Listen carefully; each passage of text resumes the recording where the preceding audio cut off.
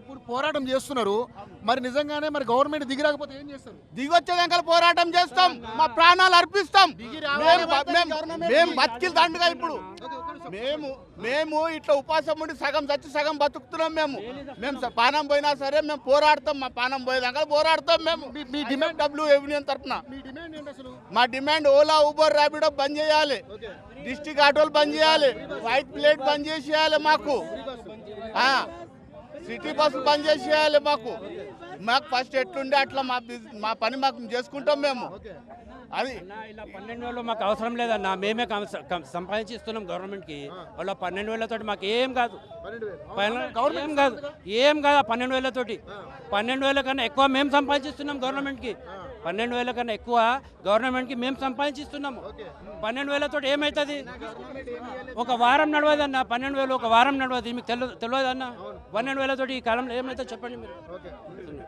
మేము సంపాదించిస్తున్నాం గవర్నమెంట్కి 12,000 కన్నా ఎక్కువ. మీరు ట్యాక్సుల రూపంలో కడతా ఉన్నారు, కానీ ఇప్పుడు మరి చలనాల రూపంలో మళ్ళీ కడుతున్నాము, అన్ని కడతానే ఉన్నాం. ఆయనకు కక్ష ఉంది, ఆటో డ్రైవర్ల మీద కక్ష ఉంది. ఎందుకంటే సిటీలో ఎవరు ఓట్లు వేయలేదు వాళ్ళకు, దాని గురించి కక్ష పెట్టి సిటీ ఆటోళ్ళకి వెంబడే పడ్డాడు.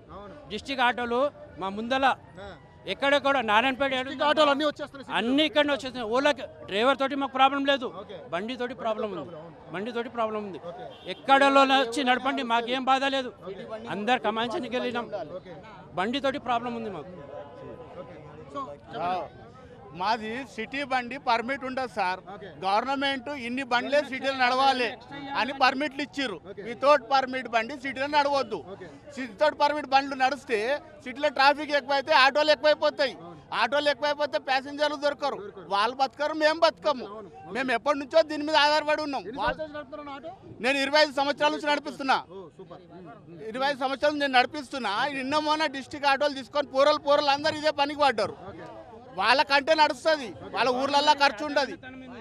గవర్నమెంట్ శాతగంతనం ఉంది. ఇది వాళ్ళకి పని చేయడానికే వస్తలేదు, ఏదో ఒకటి లింక్ పెడుతున్నారు, పబ్లిక్ బిజీ చేసి వదిలేస్తున్నారు. వాళ్ళకు పరిపాలన సరిగా లేదన్న. हैदराबाद शहर से ऑटो बर्खास्त करते बोले थे, उन्होंने बर्खास्त होकर चले गए. खाबान देखते रह जाएंगे ऐसे तुरुमचांग कहीं आए कहीं चले गए. ఏపీలో చంద్రబాబు నాయుడు ఇస్తున్నాడంట ఆటో వాళ్ళకి మంచిగా చూసుకుంటున్నాడు. అసలే లోటు బడ్జెట్లో ఉన్నటువంటి ఆంధ్రప్రదేశ్లో అన్ని మంచిగా జరుగుతున్నాయి. తెలంగాణలో ఇబ్బందులు లేవు, మంచిగానే ఉంది అంటున్నారు. ఒక పక్కనేమో కేసీఆర్ బాగా తిన్నాడు, అందుకే డబ్బులు లేవంటారు. అన్నీ అయితే నా నియత ఉండాలి.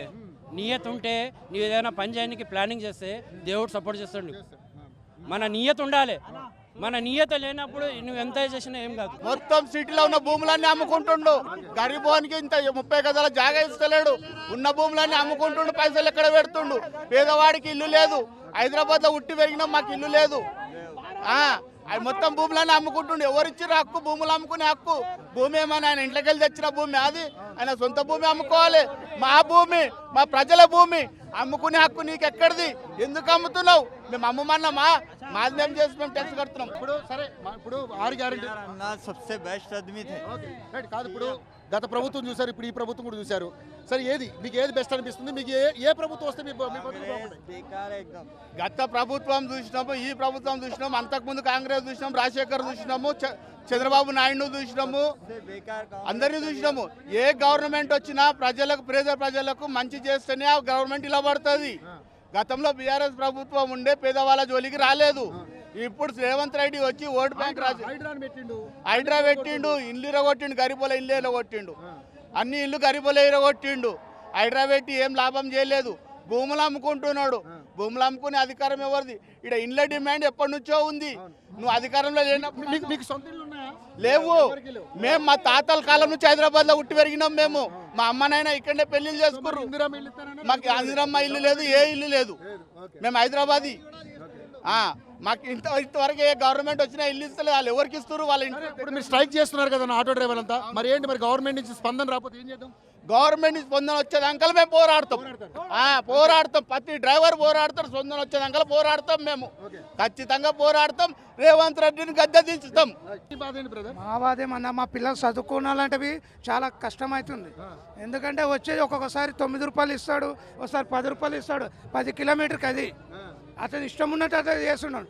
బండి 5 లక్షల బండి తీసుకొని మా ఆయన గుద్దగడగలదు అన్న ఏం टू व्हीलर बंद करने से 30-40% हमारा क्या है, టూ వీలర్ బంద్ చేయాలన్నా టూ వీలర్ బంద్ చేయలే लेके जा रहे, जॉब से आ रहे, बिठा के ला रहे।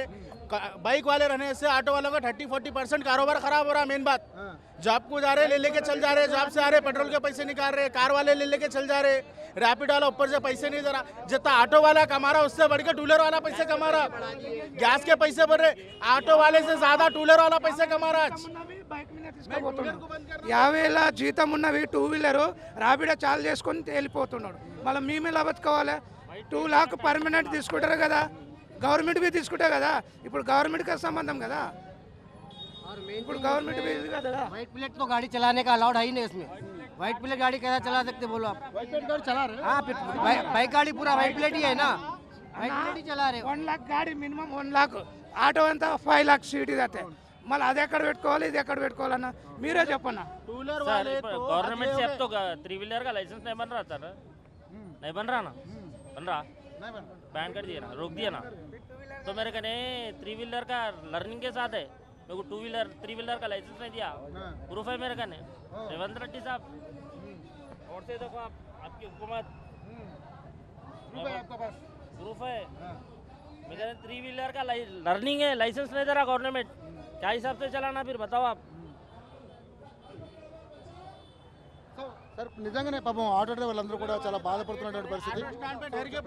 सर और एक बात बोले तो क्या है, चालान डबल डबल डाल रहे। यूनिफॉर्म का है, देखो इधर प्रूफ के साथ में 18 तारीख को यूनिफॉर्म चालान एक 4 मीनार पे, యూనిఫామ్ లేదనా? हाँ, और वही सेम डेट 100 రూపాయి అది.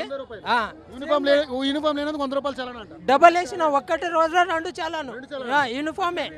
యూనిఫామ్ మీద ఏదైనా ఒక చలానా వేశారు బాగుంది, ఒక రోజుకి 24 అవర్స్. నెక్స్ట్ డే అయితే మనకు 100 వేయాలి, కానీ ఒకటే రోజు 200 వేశారు అంటే 2 చలానాలు పడతాయా? ఏంటండి దారుణం? ఇగో సార్ ఇక్కడ 18 డిసెంబర్ యూనిఫామ్, ఇక్కడ కూడా 18 డిసెంబర్ యూనిఫామ్. ఇది ఏంటండి ఇది? 10 గంటలకి ఇది 18th డిసెంబర్ యూనిఫామ్ లేదని ఈ ఆటో డ్రైవర్కి 100 రూపాయలు చలానా వేశారు, మళ్ళీ అదే రోజు మళ్ళీ ఇంకో 100 రూపాయలు వేశారు. ఏంటండి ఇది?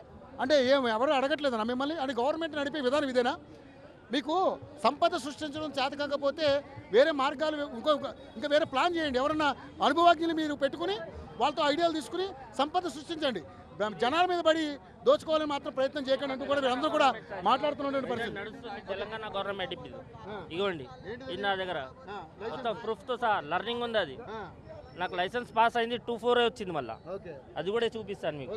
సరే ఇవన్నీ మనం ఎప్పుడు జరుగుతూ ఉంటాయి కామన్ గా, బట్ ఫైనల్ గా అదే గవర్నమెంట్ ఇచ్చిన పేపర్ ఇది, ఫైన్ వేసేటప్పుడు గవర్నమెంట్, ఇది గవర్నమెంట్ కాదా అదే గవర్నమెంట్ అదే మళ్ళా? మళ్ళీ ఇప్పుడు రేవంత్ రెడ్డి సార్ ఏమంటుండు, డైరెక్ట్ బ్యాంక్ అకౌంట్ లింక్ చేసి అది చాలాన్ కట్ చేయంటుండు. ఎలా అవుతుంది సార్? అలాంటే మేము ఎలా బతుకోవాలి? చాలా ఇది కదా. మేము అట్లయితే ఇప్పుడు రోడ్లు గుంతలలో దానిలలో మా బండి ఖరాబ్ అవుతుంది, మేము ఎవరి మీద పైన తీసుకోవాలి? గవర్నమెంట్ అకౌంట్ కూడా మనం అడగాలి కదా, అదే అంటున్నాం సార్.